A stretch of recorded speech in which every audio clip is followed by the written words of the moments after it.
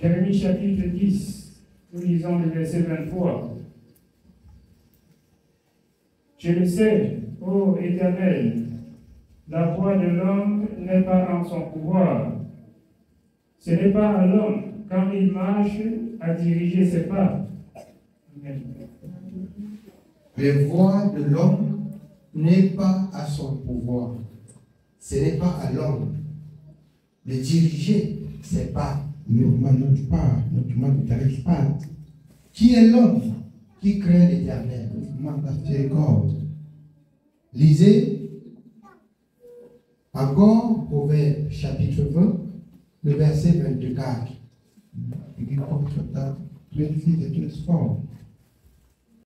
Proverbe chapitre 20, nous lisons le verset 24. C'est l'Éternel qui dirige les pas de l'homme, mais l'homme peut-il comprendre sa voie? C'est l'Éternel qui dirige les pas de l'homme. Est-ce que l'homme peut comprendre la voie de l'Éternel? Galaxiens 16 par l'apôtre Paul. Marchez par l'esprit et vous n'accomplirez jamais les désirs charnels. Est-ce que l'homme peut comprendre qu'il doit entendre Dieu parler pour marcher? L'homme qui donne son attention à la voix de l'Éternel est un homme prudent et épargné de toutes les pièges de l'ennemi. La prudence. Lisez Proverbe 16, verset 1 à 5.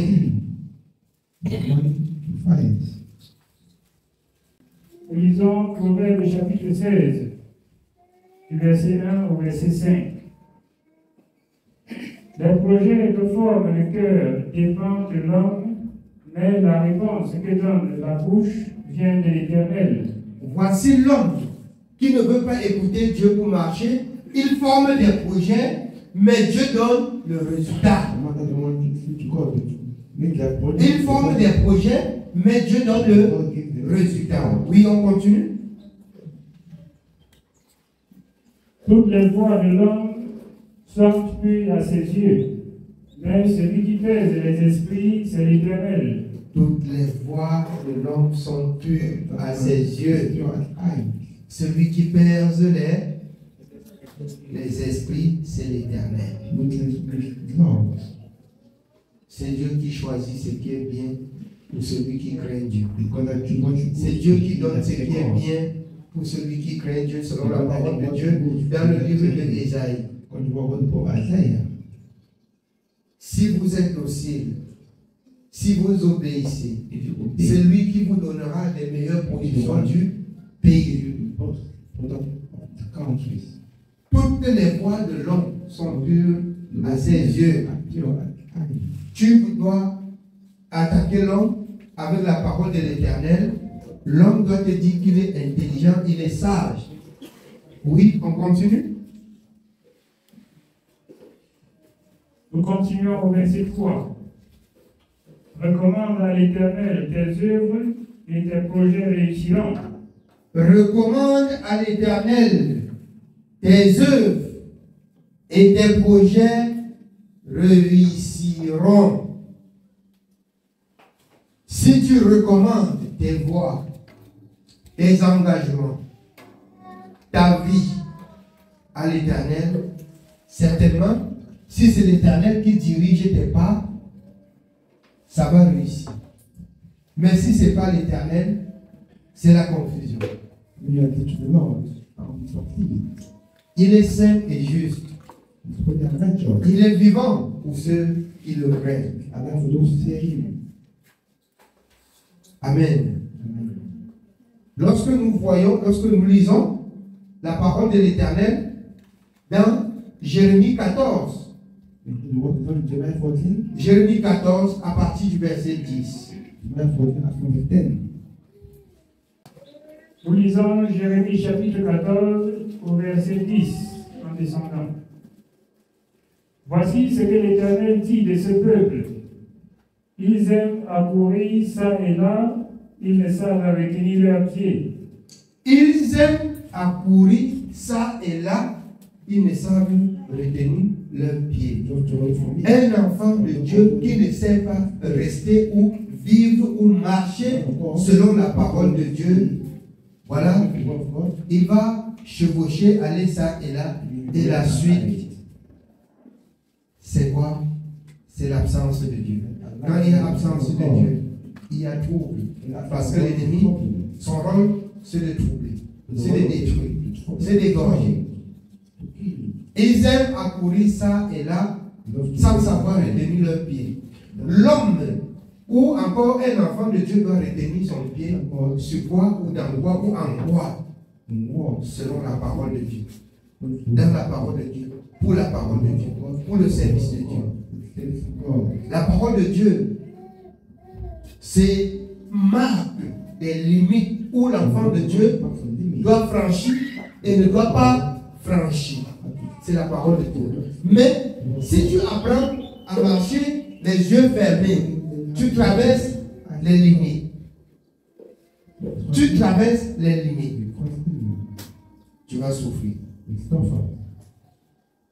Les voies de l'Éternel sont justes. Sa parole est selon la vérité. Je nous exhorte chaque jour. Et il se peut, dans les polices, que je suis un serviteur dur,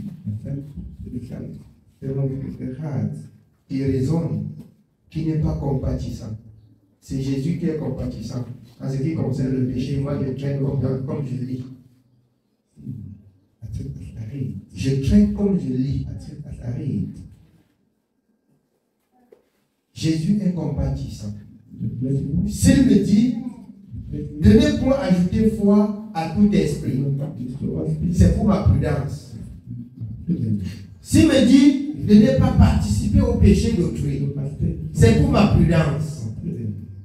S'il me dit, de ne point prendre part aux œuvres infructueuses des ténèbres, c'est pour ma prudence. Servons l'Éternel selon sa parole. Et nous verrons les jours de rafraîchissement. Nous verrons les jours de rafraîchissement. Vous connaissez bien ce que Dieu appelle la calamité qui, selon la parole de Dieu, descend sur le peuple. Ça veut dire la colère de Dieu et la punition. C'est pas ça? Vous voyez en quelque sorte. Ce dernier temps, quand je crie. On peut trouver qu'il y a un fou là dans le champ qui crie.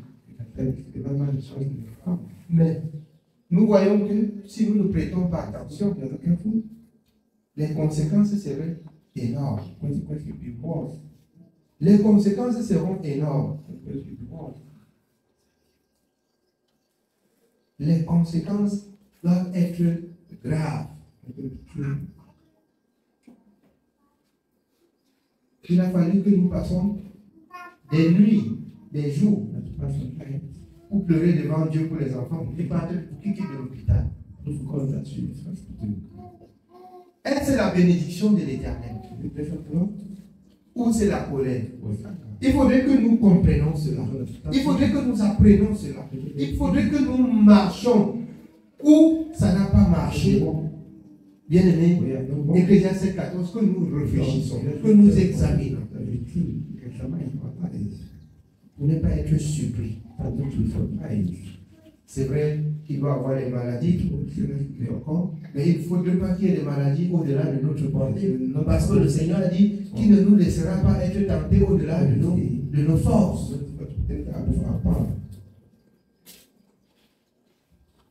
Il a fallu que je réveille même ma bien-aimée Charlie, qui m'importune, qu'il faut qu'on change d'hôpital avec l'enfant. J'ai dit, si ça dépasse les hommes devant vous, permettez-moi, je vais vous parler. Vous avez mis aussi votre Dieu. On ne change pas, laissez l'enfant. C'est ce que je t'ai dit. Elle ne change pas. C'est l'enfant. Elle va guérir. Elle est encore là, elle est à la maison, elle est bien portante. Elle est bien portante. Bien aimé, tout ce qui arrive, il faut que ça nous instruise. Je vous le dis, elle est importunée. Soit on va au Saint Paul, soit on va à la Belgique. J'ai dit, vous avez l'argent de Saint Paul à Belgique. Non, son père, il a voyagé. Et vous partez pour qui et avec qui? Moi, je compte sur Jésus. Maintenant, je compte sur Jésus. Et il faut que ça reste pour nous un enseignement. J'ai mis mes genoux devant Jésus. Il faudrait que ça nous apprenne et que ça nous enseigne. Jésus a exaucé ou il n'a pas exaucé? J'ai envoyé la bouillie qu'on lui donne. Un jour après, le docteur a dit qu'il ne prend pas. Le docteur c'est qui? Quand elle ne mangeait rien, le docteur a été où? Il était où? J'ai dit, donnez-lui la bouillie. On a donné. Et que ça a fait quoi? Elle n'a pas eu la guérison. On a dit qu'elle chie beaucoup et puis on donne. Donnez-lui la bouillie là. Le Seigneur m'a mis à cœur de donner la bouillie. J'ai demandé qu'on lui donne la bouillie. Et que cette bouillie, comme je t'ai dit, que ce soit pour elle un médicament qui la délivre de la mort. Dieu a agi, même si vous ne croyez pas. Je rends grâce à mon Dieu parce qu'il m'a exaucé. Il m'a exaucé. Je lui rends grâce. Je lui rends grâce. Je nous exhorte encore ce matin, à partir de ce qui nous arrive, il faut que nous marquons un pas d'arrêt pour réfléchir. Nous ne courons pas ça et là comme nous écoutons dans le livre de Jérémie. Retenons notre pied où Dieu a dit arrêtez-vous et marchons où Dieu a dit marchez.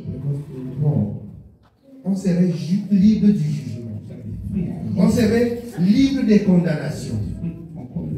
Et le Tout-Puissant serait avec nous. Oui, bien aimé, on continue. Nous continuons dans Jérémie chapitre 14 au verset 10. Voici ce que l'Éternel dit de ce peuple. Ils aiment à courir ça et là, ils ne savent retenir leurs pieds. L'Éternel n'a point d'attachement pour eux, il se souvient maintenant de leurs crimes et il châtie leurs péchés. Quand tu commences à être troublé et tu abandonnes Dieu, Dieu se souvient de tous tes péchés et il punit. Quand tu commences à être troublé, à chercher à aller de gauche, aller à droite, tu oublies que Dieu existe. C'est là où Dieu se souvient que tu ne lui appartiens pas. Et il châtie. Je prie Dieu encore jusqu'à ce matin qu'il pardonne cet état d'ignorance dans lequel nous sommes plongés. Dans lequel nous sommes plongés. Parce que c'est l'ignorance. C'est vous qui chantez et qui dansez. Mets ta confiance en Jésus. À la confiance en Jésus, c'est devant des situations pareilles. C'est devant des situations pareilles. Pendant que les hommes parlent, toi tu regardes à Jésus. Tu regardes à Jésus. Tu regardes à Jésus. Amen. Je me souviens quand j'ai exhorté une bien-aimée hier, du jour où la famille de David l'a abandonné, c'était sur Nancy. C'était sur Nancy. Alors qu'on avait dit partout que c'est la mort pour l'accouchement. Quand j'ai entendu cela, j'ai fait 3 jours, nuit et jour, sans manger. Je me souviens, à Bonapriso, j'ai chevauché comme ça là. J'étais troublé. Je suis parti comme ça avec la voiture. C'était le 3e jour. Et c'était le jour qu'elle a couché. Et c'est le jour où l'Éternel a permis, quand j'ai dit, le Seigneur,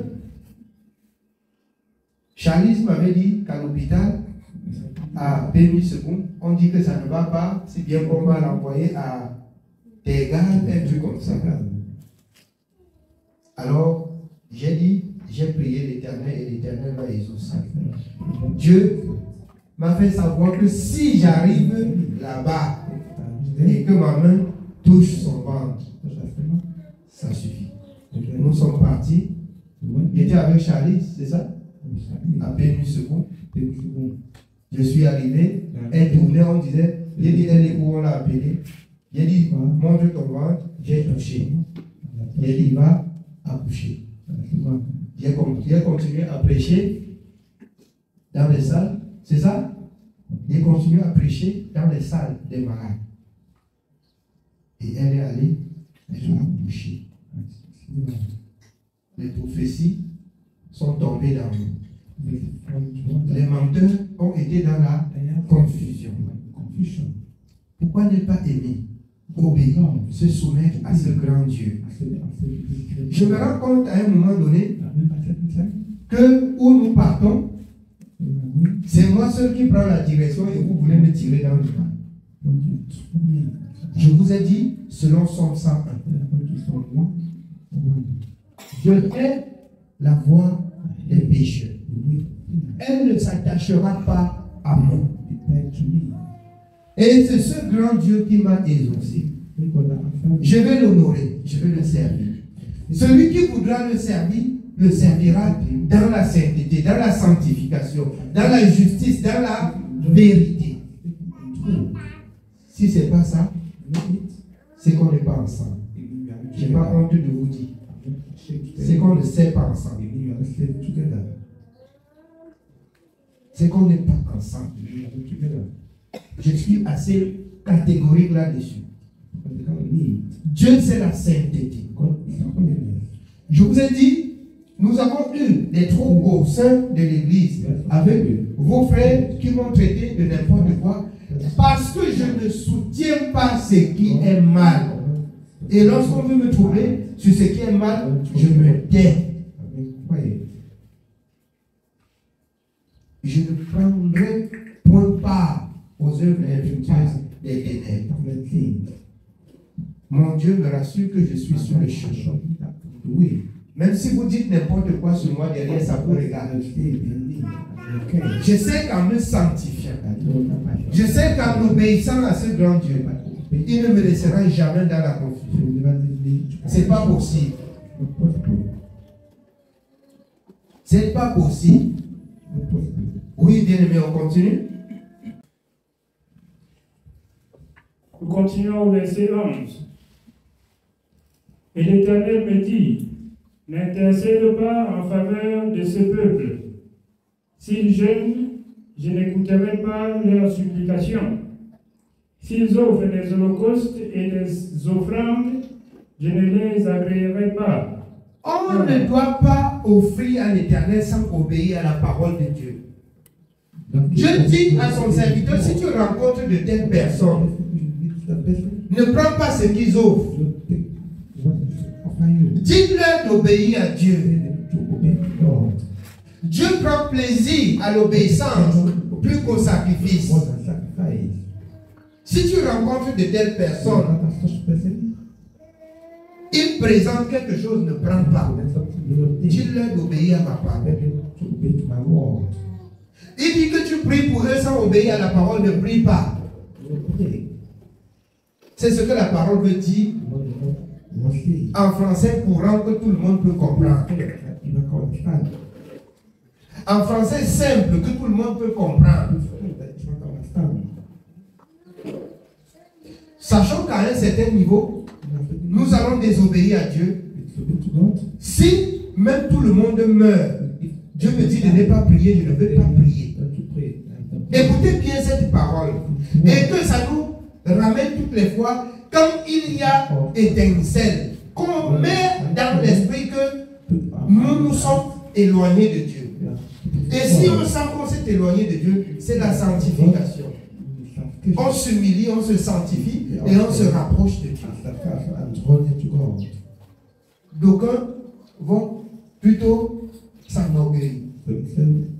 Je vous rappelle ce matin, l'orgueil de l'homme précède la chute. L'humilité précède la gloire. Et c'est pour cette raison qu'à l'île de Palmos par Jean, il a tellement glorifié Dieu et donné le message au peuple de Dieu que ceux qui se sanctifient, se sanctifient. Que ceux qui pêchent, pêchent encore. Car Dieu rendra à chacun selon ce qui est son œuvre. C'est la vérité. C'est la vérité. Je me retrouve repris là. Même si vous dites serviteur, je ne comprends pas ça. Je me retrouve repris là. Bien aimé, je vais faire comme le roi David. Même si vous me déchirez devant Dieu, il me pardonne. Même s'il faut m'enrôler, que Dieu me pardonne. Comme le roi David. Je le ferai. Je le ferai. Mais si vous êtes très grand, vous perdrez les grâces de l'Éternel. Par votre grandeur. Par votre grandeur. Oui, bien aimé, on continue. Si jeune, je n'écouterai pas leurs supplications. S'ils jeûnent, je n'écouterai pas leurs supplications. Il s'agit ici de laisser la parole de Dieu sans obéir et de gêner pour que Dieu agisse. Ça ne va pas marcher. Ça ne marche pas. Ça ne marche pas. Oui, on continue. S'ils offrent des holocaustes et des offrandes, je ne les enverrai pas, car je vais les détruire par l'épée, par la famine et par la peste. Je répondis, ah, Seigneur éternel, voici les prophètes leur disent, vous ne verrez point d'épée, vous n'aurez point de famine. Vous voyez les faux prophètes, les faux enfants de Dieu, des méchants. Il vous dit, rassurez-vous, jeûnez, Dieu va écouter. Pendant qu'on vous dit, pratiquez la justice, on vous dit, jeûnez et priez, Dieu va désosser. C'est faux. Dieu juge l'homme sur la parole qu'il a donnée à l'homme. Dieu juge l'homme par rapport, Dieu traite l'homme par rapport à la parole qu'il a donnée à l'homme. C'est la vérité. Si vous négligez la parole que Dieu a donnée à l'homme, et vous priez, vous jeûnez, vous demandez des arrêts de justice, ça va vous passer inaperçu. Jésus, celui qui m'aime, gardera ma parole. Car Dieu a tant aimé le monde. Pour sauver le monde, il a envoyé Jésus-Christ. La parole de Dieu nous dit qu'il s'est humilié jusqu'à la mort de la croix. Lui, Dieu, lui le Tout-Puissant, il s'est humilié jusqu'à la mort de la croix. Qui es-tu pour faire le dos rond devant Dieu? Qui es-tu pour être grand devant Dieu? Qui es-tu pour cacher le péché devant Dieu? Qui es-tu pour désobéir? Jésus, je fais l'œuvre de mon Père. Je ne suis pas seul. Le Père qui m'a envoyé est avec moi. Il ne s'est jamais glorifié. De même que les enfants de Dieu m'avaient dit, selon qu'il est écrit, selon que le Seigneur a dit. Si vous quittez ce que le Seigneur a dit, la confusion sera votre partage. Amen. Oui, bien. Mais je vous donnerai dans ces lieux une paix assurée. Et l'Éternel me dit, C'est le mensonge que prophétisent en mon nom les prophètes.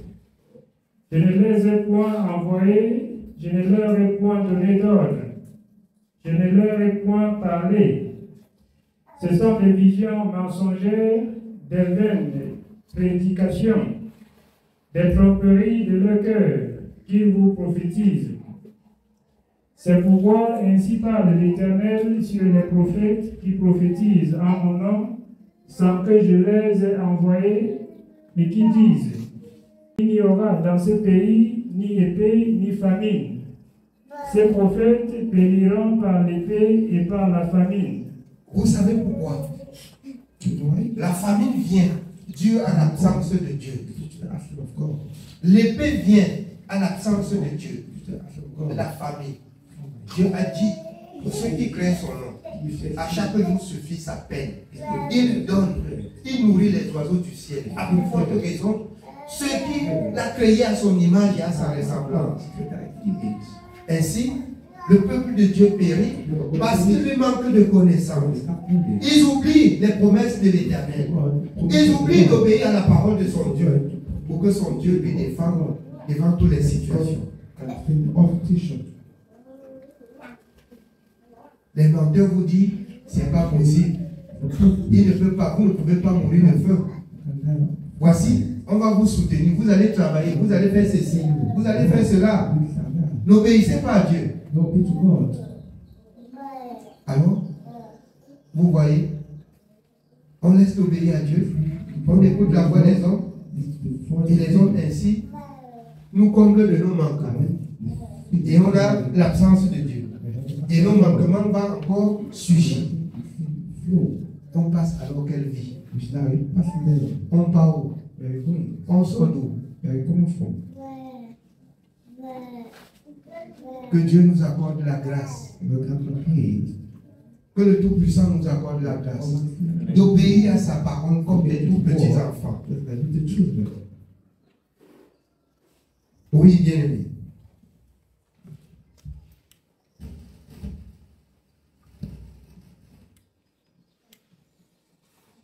Nous continuons au verset 16. Et ceux à qui il prophétise seront étendus dans les rues de Jérusalem par la famine et par l'épée. Il n'y aura personne pour leur donner la sépulture, ni à eux, ni à leurs femmes, ni à leurs fils, ni à leurs filles. Je répandrai sur eux leur méchanceté. Dis-leur cette parole. Des larmes coulent à mes yeux nuit et jour, et elles ne s'arrêtent pas. Car la Vierge, fille de mon peuple, a été frappée d'un grand coup, d'une plaie très douloureuse. Si je vais dans les champs, voici des hommes que le glaive a percés. Si j'entre dans la ville, voici des êtres que consume la faim. Le prophète même et le sacrificateur parcourent le pays sans savoir où ils vont. As-tu donc rejeté Judas et ton âme a-t-elle pris Sion en horreur? Pourquoi nous frappes-tu sans qu'il y ait pour nous des guérisons? Nous espérions la paix et il n'arrive rien d'heureux. Un temps de guérison et voici la terreur. Éternel, nous reconnaissons notre méchanceté, l'iniquité de nos pères, car nous avons péché contre toi. À cause de ton nom, ne méprise pas, ne déshonore pas le trône de ta gloire. N'oublie pas, ne romps pas ton alliance avec nous. Parmi les idoles des nations, en est-il qui fasse pleuvoir? Où est-ce le ciel qui donne la pluie? N'est-ce pas toi, Éternel, notre Dieu? Nous espérons en toi, car c'est toi qui as fait toutes ces choses. Amen. Amen. Voilà le peuple qui retourne à l'Éternel, qui reconnaissent que c'est Dieu qui a créé toutes choses et qu'ils implorent l'Éternel, que l'Éternel soit favorable. Et par ailleurs, dans Somme 37, à partir du premier verset. Oui, nous lisons Somme 37 à partir du verset 1.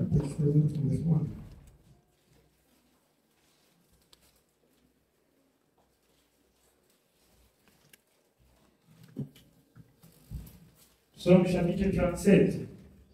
Nous commençons au verset 1er. Ne t'irrite pas contre les méchants, n'envie pas ceux qui font le mal, car ils sont fauchés aussi vite que l'herbe, et ils se flétrissent comme le gazon vert. N'envie pas ceux qui font le mal. N'envie pas ceux qui font le mal, parce que leur fin est aussi proche. Confie-toi à l'Éternel et fais le bien. Si longtemps que celui qui fait le mal, laisse-le faire le mal, et toi qui as accepté faire le bien, continue à faire le bien. Quand tu laisses le mal pour retourner, quand tu laisses le bien pour retourner au mal, tu as oublié ton Dieu.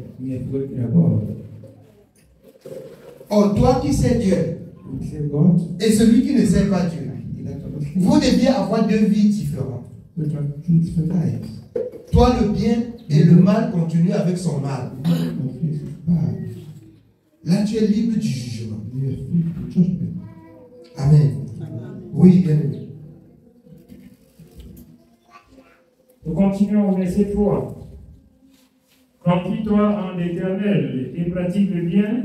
Confie-toi à l'Éternel et pratique le bien. Toi qui crains Dieu, confie-toi à l'Éternel, pratique le bien. C'est bien pour toi. Oui, bien aimé. Confie-toi en l'Éternel et pratique le bien. Aie le pays pour demeure et la fidélité pour pâture.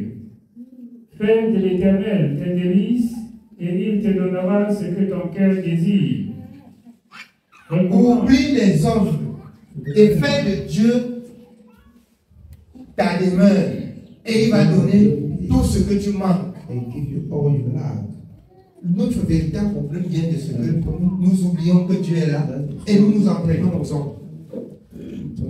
Ça crée du coup un coup circuit entre nous et Dieu, entre nous et les hommes. On ne sait plus où on va. On ne sait plus où on va. Oui, bien aimé. Recommande ton sort à l'Éternel, mets en lui ta confiance et il agira. Recommande ton sort à ton Dieu. Mets en lui ta confiance et il agira. Est-ce que c'est moi qui ai écrit ça? Nous n'avons pas trouvé ceci ensemble. Est-ce que c'est moi qui ai écrit? Pourquoi ne pas mettre en pratique? Et regardez vers ce Dieu pour qu'il agisse comme il a dit. Les enfants de Dieu sont devenus là à comprendre. Parce que quand ils devant des situations, fais-le. Et tu dis à Dieu, tu m'as dit de faire ça. Seigneur, tu m'as dit de faire ceci. Fais-le. S'il y a des conséquences, c'est que ça retombe sur Dieu. S'il va agir ou il ne va pas agir. Et tu ne lui commandes pas pour lui dire, comme bien fait là, il faut que tu agis. Il agit en son temps voulu. Parce qu'il est Dieu, il est suprême. On ne lui commande pas. Amen. Oui, bien. Somme au verset 6. Il fera paraître ta justice comme la lumière et ton droit comme le soleil à son midi. Il va faire paraître ta justice. Ça veut dire qu'il doit établir la différence pour montrer que celui-ci est mon enfant et toi je ne te connais pas.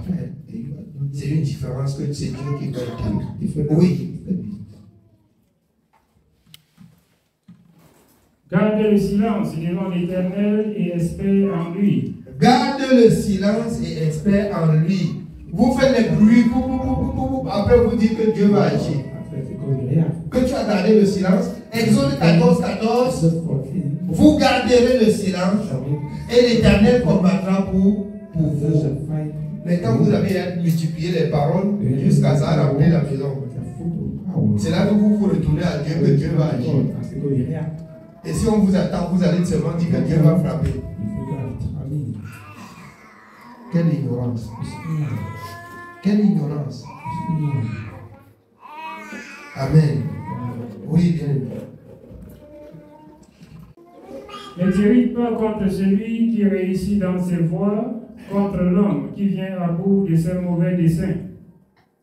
Laisse la colère, abandonne la fureur, ne t'irrite pas, ce serait mal faire. Laisse la colère, abandonne la fureur. C'est la colère qui vous fait multiplier des mauvaises paroles. Et après ça vous reprend. Ne t'irrite pas, ce serait mal fait. Quand tu as dit à Dieu, ton cœur qui bouge, les fesses qui bougent sur la tête, là, sois-toi normalement. Et laisse Dieu agir. Parce que ça vous conduit seulement au péché. Et les conséquences vont se suivre. Amen. Oui, bien. Nous sommes au verset 9. Car les méchants seront retranchés et ceux qui espèrent en l'Éternel posséderont le pays. Encore un peu de temps et le méchant n'est plus. Tu regardes le lieu où il était et il a disparu. Les misérables possèdent le pays et ils jouissent abondamment de la paix. Les méchants forment des projets contre le juste et ils grincent des dents contre lui. Le Seigneur se rit du méchant car il voit que son jour arrive. Le méchant forme des projets contre toi. Et toi qui restes tranquille, le Seigneur se moque du méchant. Parce que Dieu ne permettra pas qu'il te maltraite. Dieu ne permettra pas. Si tu as fait ce que Dieu a dit, Dieu ne permettra pas qu'il te maltraite. C'est la vérité. Quand ça n'a pas marché, reconnaissons que nous aussi, nous n'avons pas fait la volonté de Dieu. La volonté de Dieu consiste à obéir à la parole telle qu'il a dit. Amen. Oui, bien. Les méchants tirent le glaive, ils vendent leur arc pour faire tomber le malheureux et l'indigent, pour égorger ceux dont la voie est droite. Leurs glaives entrent dans leur propre cœur et leurs arcs se brisent. Mieux vaut le peu du juste que l'abondance de beaucoup de méchants. Alors, le méchant, il forme et Dieu retourne sur lui. Il attend que tu vas souffrir et la souffrance l'envahit. Ne te défends pas, ne te glorifie pas, mais c'est humblement ton Dieu. Et ton Dieu te gagnera contre tout temps. Amen. C'est le message de ce matin.